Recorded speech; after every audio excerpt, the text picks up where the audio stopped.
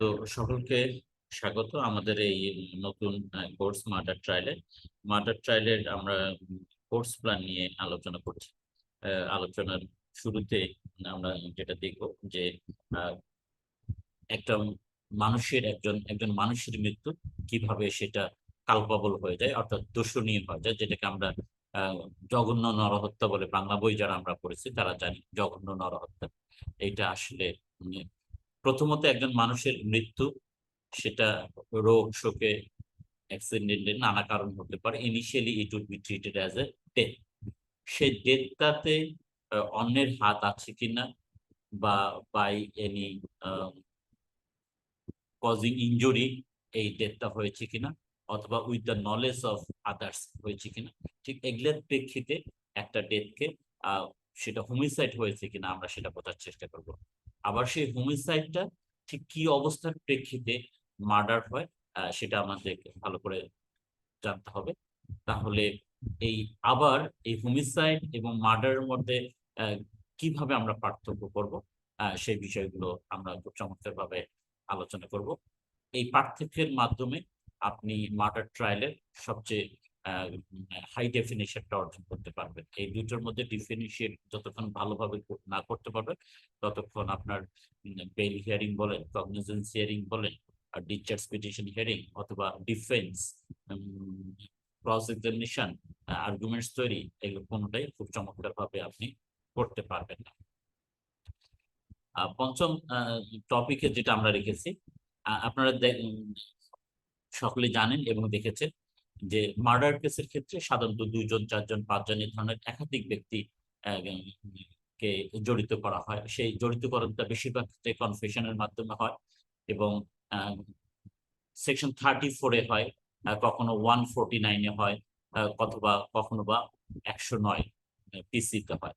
তো এই যে সহযোগী আসামিদের এই মার্ডার কেসের ক্ষেত্রে ঠিক কিভাবে জড়ানো হয়েছে, কনফেশনের মাধ্যমে জড়ানো হয়েছে, নাকি 34-এ কানেক্ট করা হয়েছে, নাকি 149-এ in furtherance of common object এই ক্ষেত্রে এইভাবে জড়ানো হয়েছে, নাকি 109-এর যে অ্যাবেটমেন্ট আছে, অ্যাবেটমেন্টের শাস্তি দেওয়া আছে 109-এ, সেই অ্যাবেটর হিসেবে কানেক্ট করা হয়েছে। তো এই জিনিসগুলো আমাদের খুব চমৎকার করে বুঝতে হবে। মার্ডার কেসের ক্ষেত্রে বেশিরভাগ ক্ষেত্রে সহযোগী আসামি থেকে মোর দেন টু থাকে, একাধিক আসামি থেকে। এই আসামিদের এই offence of killing a implicate করা আইনসম্মত হয়েছে কিনা তার উপর ভিত্তি করে আমরা জামিন শুনানি করব। তার উপর ভিত্তি করে আমরা ডিসচার্জ যেতে পারবো, আমরা কোয়াশমেন্টে যেতে পারবো। তার ভিত্তিতে আমরা ডিফেন্স নিতে পারবো, জেরা করব, আর্গুমেন্টস করব, ইত্যাদি ইত্যাদি। তো এই ইমপ্লিকেশনটা লফুলি লিগালি হয়েছে কিনা সেটা আহ, ভালো করে বোঝা একজন ক্রিমিনাল ল প্র্যাকটিশনার জন্য খুবই প্রয়োজন। 6 নম্বর টপিকে আমরা যেটা রেখেছি যে এই যে ফ্রেমিং অফ চার্জ, আপনারা জানেন যে ফ্রেমিং অফ চার্জের ক্ষেত্রে মেইনলি মার্ডার ট্রায়ালের ক্ষেত্রে 302-এ চার্জ করা হয়ে থাকে।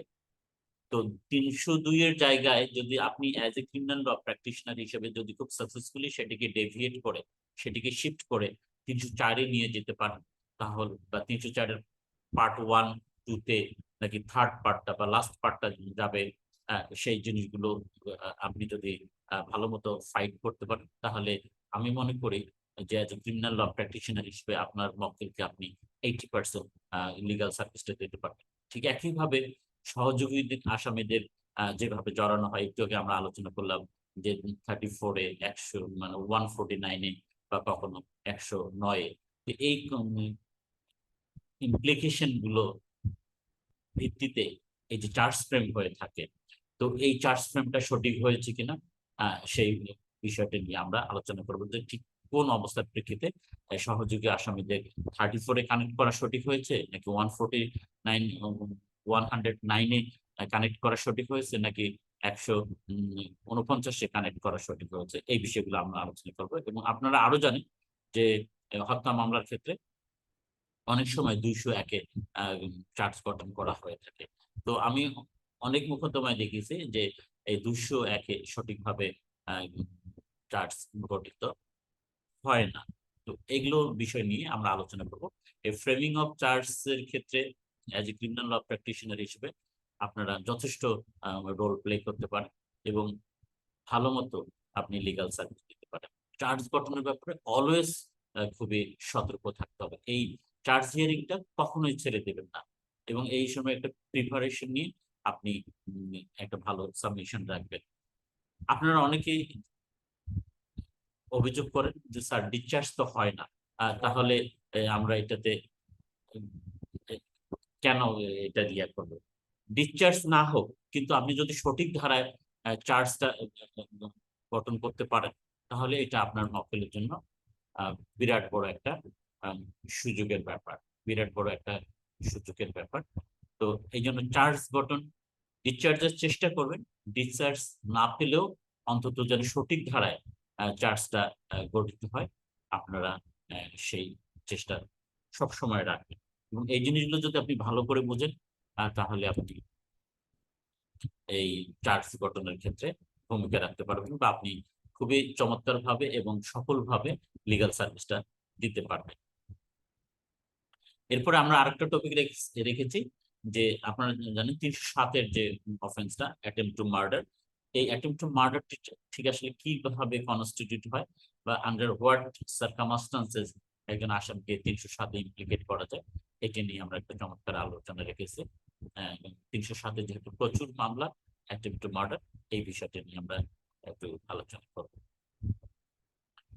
এরপরে ৮ নম্বর সিরিয়ালে আমরা বা ৮ নম্বর টপিক হিসেবে যেটা রেখেছি যে এই অ্যাটেম্পট টু মার্ডার এবং গ্রিভিয়াস হার্টের মধ্যে পার্থক্য, ঠিক কোন অবস্থায় attempt to murder offence commit করা হলো বা সেটা ঠিক কোন অবস্থায় গ্রিভিয়াস হার্ট যাবে, গ্রিভিয়াস হার্টটা কখন গ্রিভিয়াস হার্টটা কখন অ্যাটেম্পট টু মার্ডারে পরিণত হতে পারে, ঠিক এই দুটোর মধ্যে খুবই সাটল এবং সফিস্টিকেটেড ডেলিকেট একটা পার্থক্য আছে। এই পার্থক্যগুলো নিয়ে আমরা আলোচনা করব। আপনারা জানেন সুইসাইড নিয়ে অনেক ঝামেলা হয়, অনেক মামলা মোকদ্দমা হয়। এই সুইসাইড নিয়ে আমরা প্রায় ৩টা টপিক রেখেছি যে অ্যাবেটমেন্ট অফ সুইসাইড কিভাবে হয়, প্রায় বিশেষ করে সুইসাইডাল নোট নিয়ে যে ক্রিমিনাল ল প্র্যাকটিশনার হিসেবে আপনি কিভাবে জেরা করবেন, জামিয়ে রেখে কিভাবে সাবমিশন রাখবেন। অনেক সময় আমরা দেখি যে সুইসাইড করার পর একটা সুইসাইডাল নোট পাওয়া যায়। তো সুইসাইডাল নোট লিখলে সেটি কি গসপেল ট্রুথ হয়ে গেল? সেটি কি সমস্ত কিছু? তো এই সুইসাইডাল নোটটাকে আপনি কিভাবে ফেস করবেন, হ্যাঁ, সেই বিষয়গুলো আমরা আলোচনা করব। আবার অনেক সময় এই অ্যাবেটমেন্ট অফ চাইল্ড, মানে abetment of suicide of child or insane person, এ ধরনের ক্ষেত্রেও কখন কখন কিছু জটিলতা অ্যারাইজ করে, সেটা নিয়ে আমরা সুইসাইড টপিকে আলোচনা করব।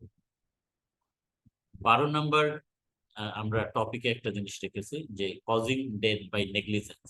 স্পেশালি এটা আমরা দেখার চেষ্টা করব মেডিকেল নেগলিজেন্স থেকে যে মৃত্যুগুলো হয় বা মেডিকেল ম্যাল প্র্যাকটিসের কারণে হয়। আপনারা সকলে জানেন যে প্রায় রোগী নিয়ে ঝামেলা তৈরি হয়, ক্লিনিক গুলো হাসপাতালগুলোতে মারপিট হয়।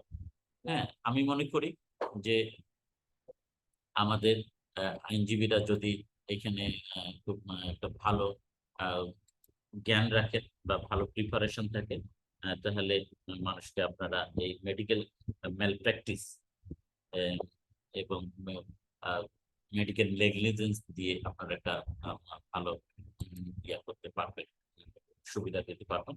তো এটা নিয়ে আমাদের একটা টপিক রাখা হয়েছে, আমরা হয়তো একাধিক ক্লাস করবো এখানে।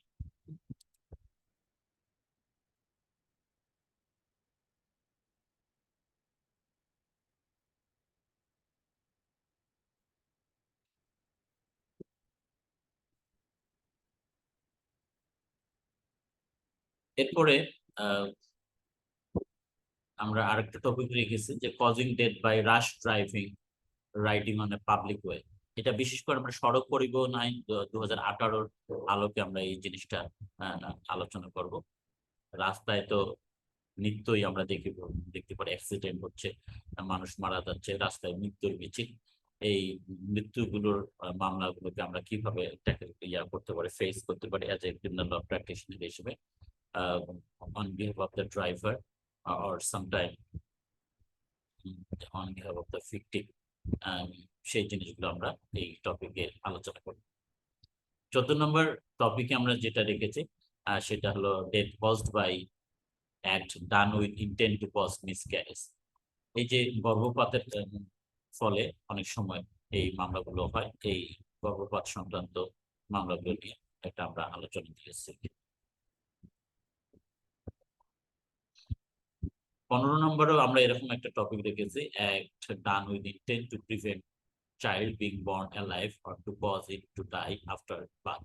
জন্মের পরে পরে বাচ্চা মেরে ফেলা অথবা গর্ভে মেরে ফেলা, এই ধরনের বিষয়গুলো নিয়ে যে ঝামেলা হয়, মামলাগুলো হয়, সেই ধরনের একটা আমরা টপিক রেখেছি।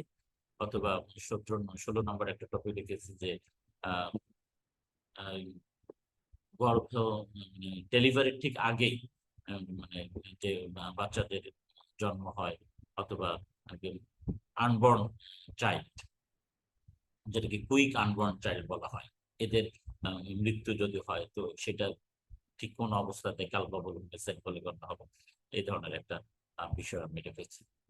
17 নম্বর টপিকে যেটা রেখেছি সেটা হলো যে concealment of birth by secret disposal of death body.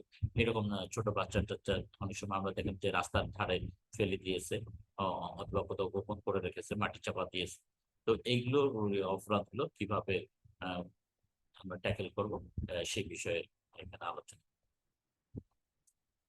এরপরে 18 নম্বর টপিক আমরা যেটা রেখেছি সাধারণত মারপিট থেকে 323, 324, 325 বা 326 এই ঘটনাগুলো কখনো কখনো টার্নস মানে leads to the death of the victim.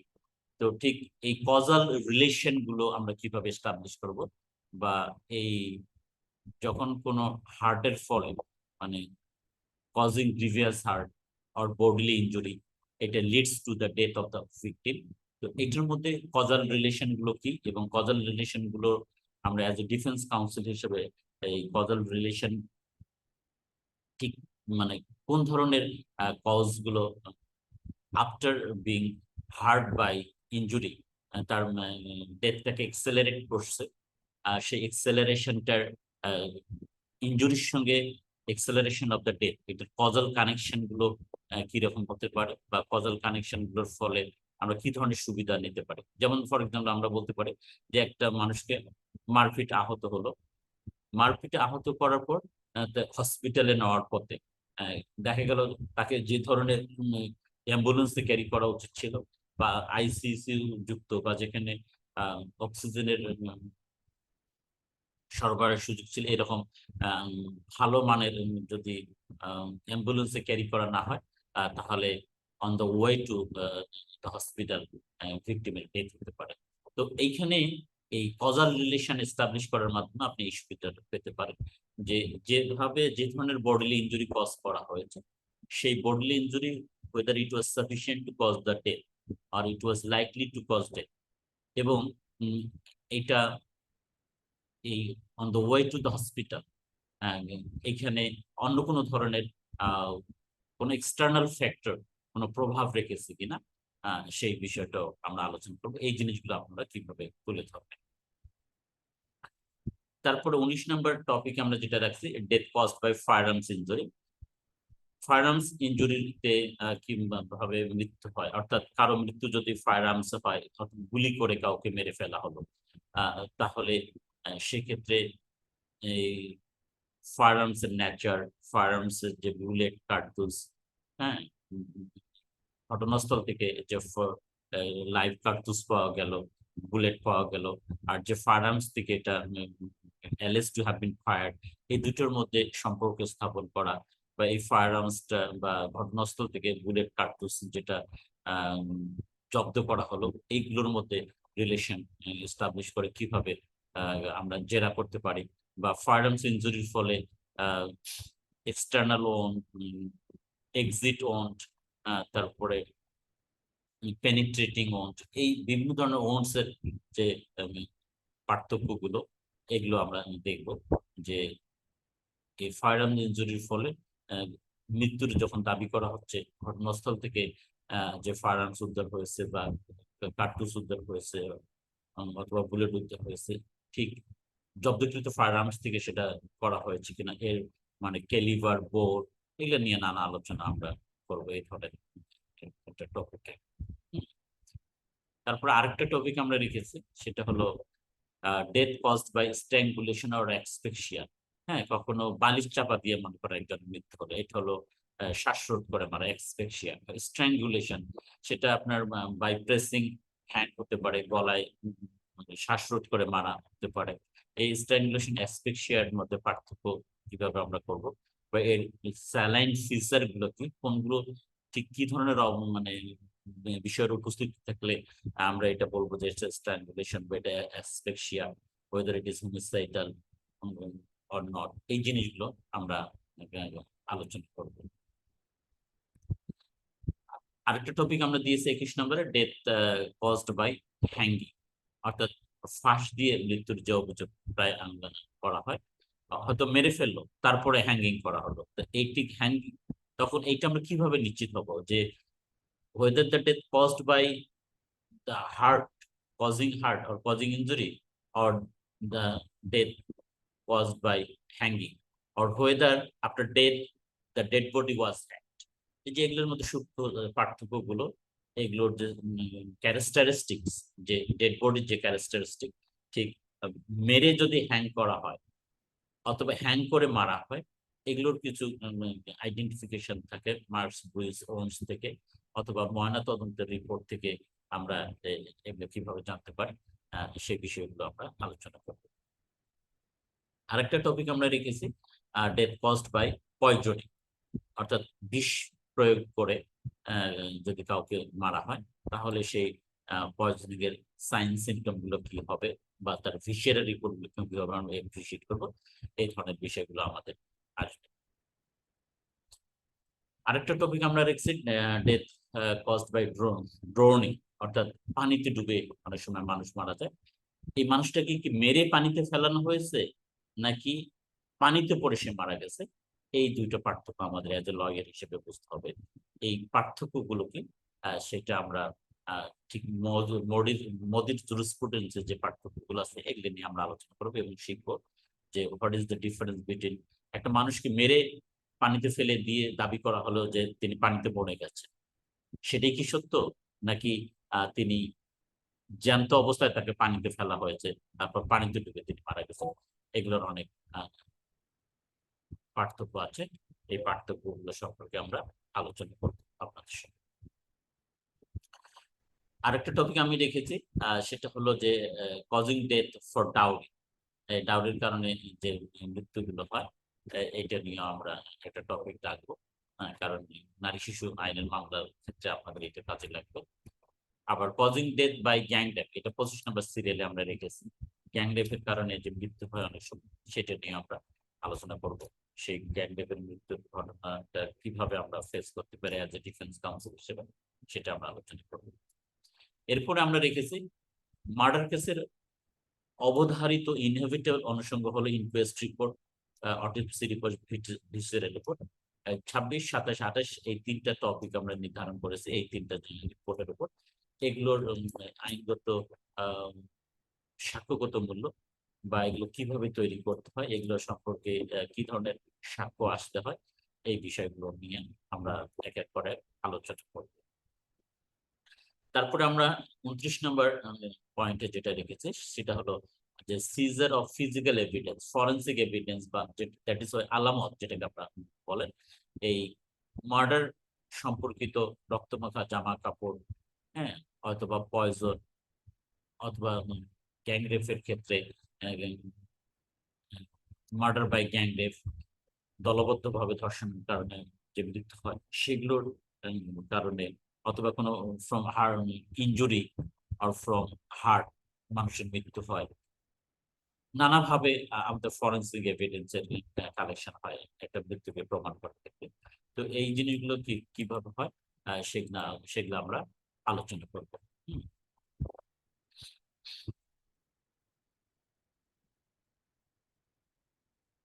Forensic evidence নিয়ে আমাদের বেশ আলোচনার সুযোগ আছে।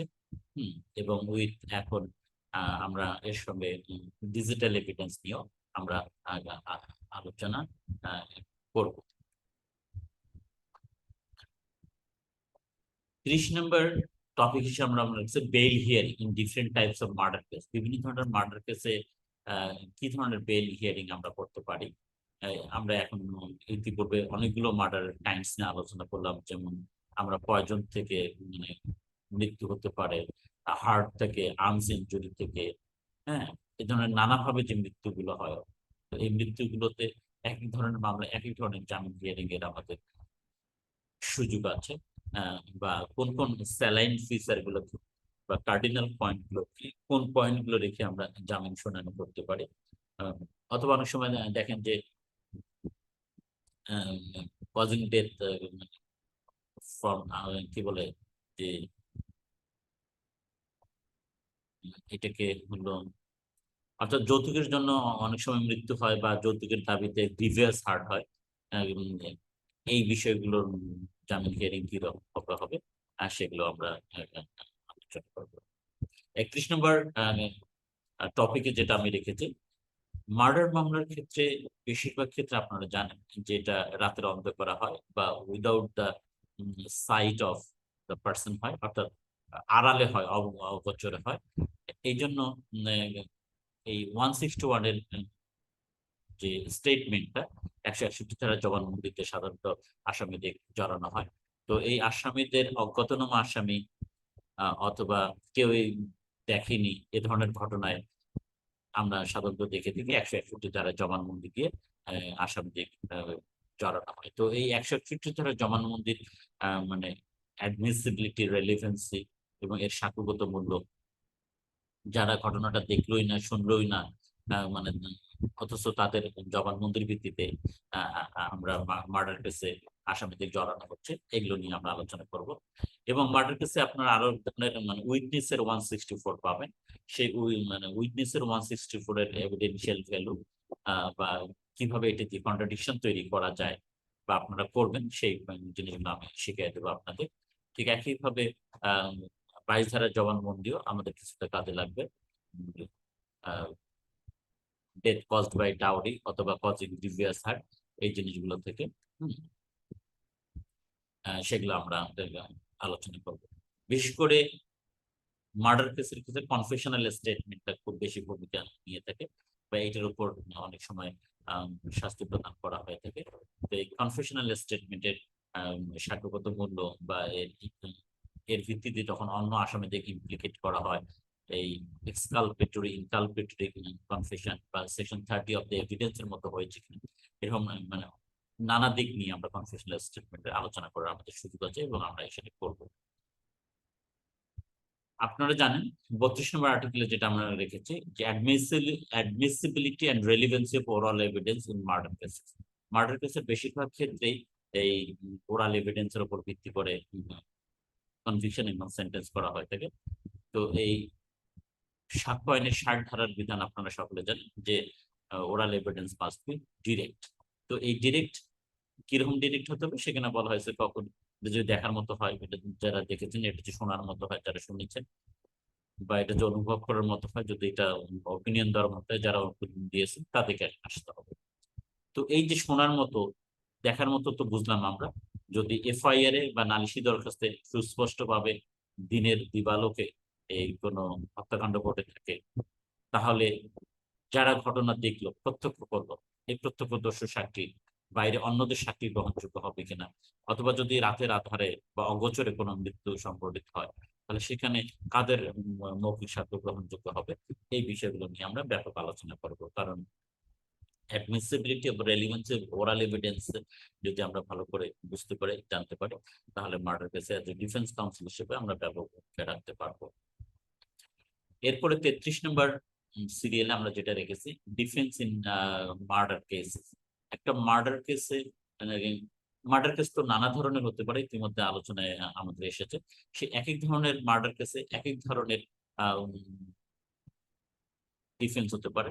প্রথমত আমরা 33 নম্বর সিরিয়ালে যেটা রেখেছি ডিফেন্স ইন মার্ডার কেস, এখানে কমন যে ডিফেন্স গুলো আমরা মার্ডার কেসের ক্ষেত্রে নিতে পারি, সেই কমন ডিফেন্স গুলো আলোচনা করব, যার ভিত্তিতে আপনি যারা লাইন লেন্থ ঠিক করবেন, যার ভিত্তিতে আপনি জামিন হিয়ারিং করবেন, যার ভিত্তিতে আপনি ডিসচার্জ চাইতে পারেন, ডিসচার্জ পিটিশন ভোগ করবেন, এই জিনিসগুলো আমরা আলোচনা করব যে মার্ডার কেস কমন ডিফেন্স গুলো কি হতে পারে।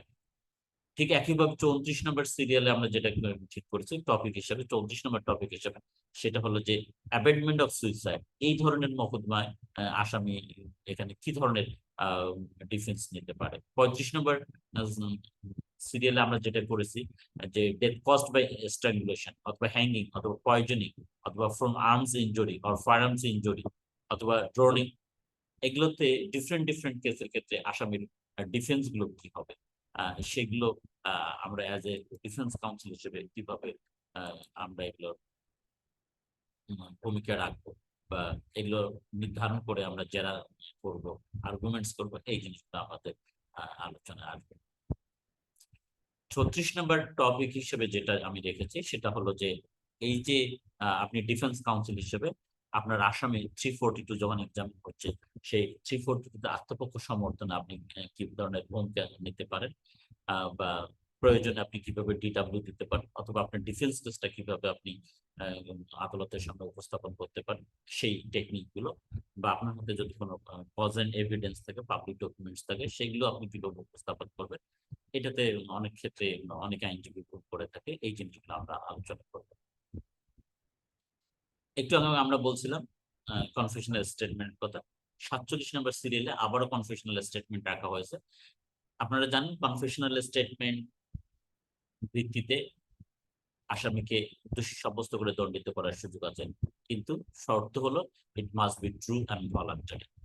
এই একটা কনফেশনাল স্টেটমেন্ট ঠিক কোন অবস্থার রেকর্ড হলে সেটা ভলান্টারি হবে, অথবা সে কোন কোন সিচুয়েশন গুলো উপস্থিত থাকলে বা আন্ডার হোয়াটসঅ্যাপ কামাসে এটা ট্রু বলে গণ্য হতে পারে, এটা আমরা প্র্যাকটিক্যালি আপনাদের উদাহরণ সহ করে দেখাই দেবো যে একটা কনফেশনাল স্টেটমেন্ট ঠিক কিভাবে ট্রু হয় এবং ভলান্টারি হয়। ট্রু হিসেবে অ্যাসেস করার দায়িত্বটা কার, অথবা ভলান্টারি, এটা যে ভলান্টারি মানে voluntarily given standing before the magistrate, এই ভলান্টারিটা নির্ধারণ করার দায়িত্ব কার ছিল, এই জিনিসগুলো আমরা সুন্দর করে আলোচনা করব। 38 নম্বর টপিক হিসেবে আমরা যেটা রেখেছি সেটা হলো ক্রস এক্সামিনেশনের উপর একাধিক টপিক থাকবে আমাদের, আমরা এক এক করে মানে ক্রস এক্সামিনেশন গুলো শিখবো। ইনফরমেন্ট বা এজাহারকারীকে কিভাবে আমরা ক্রস এক্সামিন করবো। 39 নম্বর টপিকে রেখেছি আমরা সাপোর্টিং যে উইটনেস থাকে প্রসিকিউশন পক্ষ থেকে, সেই সাপোর্টিং উইটনেস গুলোকে কিভাবে জেরা করতে হয় সেটা আমরা শিখবো। 40 নম্বর টপিক আমরা এটা রেখেছি যে কনফেশনাল রেকর্ডিং ম্যাজিস্ট্রেটকে কিভাবে জেরা করতে হবে, কোন কোন পয়েন্টস জেরা করতে হবে to show that it was not voluntary, অর্থাৎ কনফেশনাল স্টেটমেন্টটা ভলান্টারি ছিল না, এটা দেখানোর জন্য আমাদের জেরা করতে হবে, সেই জেরাগুলো আমরা শিখবো। ঠিক একইভাবে 41 নম্বর টপিকে আমরা যেটা রেখেছি সেটা হলো যে ডাক্তারকে আমরা কিভাবে জেরা করব, স্পেশালি ডাক্তারের এভিডেন্সটা কখন গ্রহণযোগ্য হবে বা কখন গ্রহণযোগ্য হবে না, বা কোন কোন পয়েন্টস তাকে জেরা করতে হয়, এই বিষয়গুলো আমরা আলোচনা করব। এবং 42 নম্বর টপিক হিসেবে আমরা যেটা রাখছি যে ইনভেস্টিগেটিং অফিসারকে কিভাবে জেরা করতে হয়, সেটা আমরা দেখবো, specially preparation of map, index, explanation of index, statement under section 161, remand confession এবং সিজিং অফ আলামত, এগুলো নানা বিষয় একটা মার্ডার কেসের ক্ষেত্রে একজন কনফেশন আইওর ব্যাপক ভূমিকা থাকে। আমরা এইসবের আলোকে যে তিনি কিভাবে ঘটনাস্থলে কতবার গেছেন, ম্যাপ কিভাবে তৈরি করছেন, ইন্ডেক্স কিভাবে তৈরি করছেন, এক্সপ্লেনেশন কিভাবে তৈরি করছেন, এবং আপনারা জানেন সিআর কিছু 222 ধারায় পার্টিকুলার্স অফ চার্জ বলা হয়েছে, এবং সেখানে যদি আপনি ঘটনাস্থলটা শিফট করতে পারেন তাহলে you will create a big doubt in the mind of a জাজ। তো এই জিনিসগুলো অথবা 161 স্টেটমেন্ট, অনেক সময় দেখা যায় যে একই ব্যক্তির একাধিক 161 স্টেটমেন্ট থাকে, অথবা দীর্ঘদিন পরে পরে থাকে, এগুলোর ইমপ্লিকেশন গুলো কি, এই সম্পর্কে কেস ল গুলো কি আছে, এগুলো নিয়ে আমরা আলোচনা করব। এবং তিনি রিমান্ডে কিভাবে নিয়েছেন, অথবা রিমান্ড দরখাস্ত যখন করা হয় বা সেটাকে কিভাবে বিরোধিতা করতে হয়, আমরা প্রসঙ্গক্রমে সেটাও আমরা আলোচনা করব। এবং লাস্ট বাট নট লিস্ট যেটা হিসেবে টপিক রেখেছি আমরা 43 নাম্বার টপিক, সেটা হলো preparation of arguments in different types of murder case. বিভিন্ন ধরনের মার্ডার কেস যেগুলো নিয়ে আমরা আলোচনা করলাম, সেই আলোচনার সেই কেসগুলোর এক এক আর্গুমেন্টস প্রিপারেশনটা এক এক ধরনের হবে, সেই আর্গুমেন্টস গুলো কিভাবে প্রিপেয়ার করতে হবে সেই বিষয়গুলো নিয়ে আমরা আলোচনা করলাম, মানে করবো। আমরা আমাদের মার্ডার কেস আমরা মোটামুটি 43 টপিক রেখেছি, কিন্তু আমাদের প্রথম সেগমেন্টে এটা করা সম্ভব হবে না অবভিয়াসলি। আপাতত আমাদের 20 আওয়ার্স যে সেগমেন্ট সেটা নিয়ে আমরা আলোচনা করব, এবং এভাবে ধাপে ধাপে আমরা একটার পর একটা চলতেই থাকবে আমাদের আলোচনা।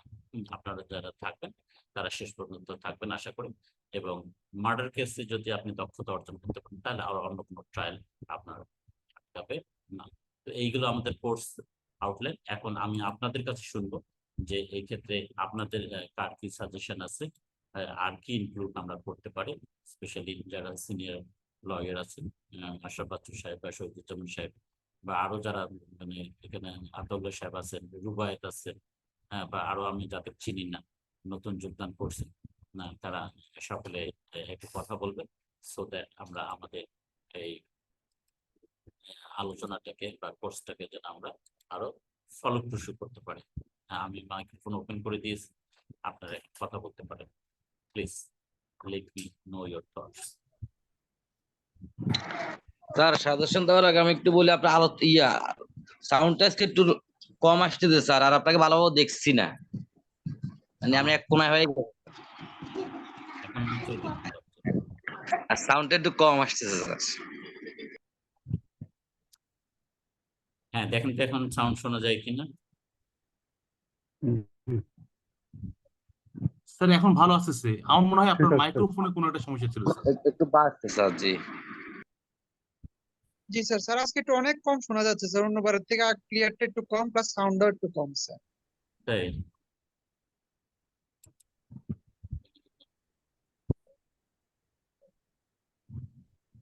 তো শুরুতে বললে এটা সংশোধন করা যেত। হ্যাঁ স্যার আমি বলছিলাম একটু স্যার। এখন বোধহয় ঠিক আছে। হ্যাঁ, আনাস বলেন, আনাস মিল।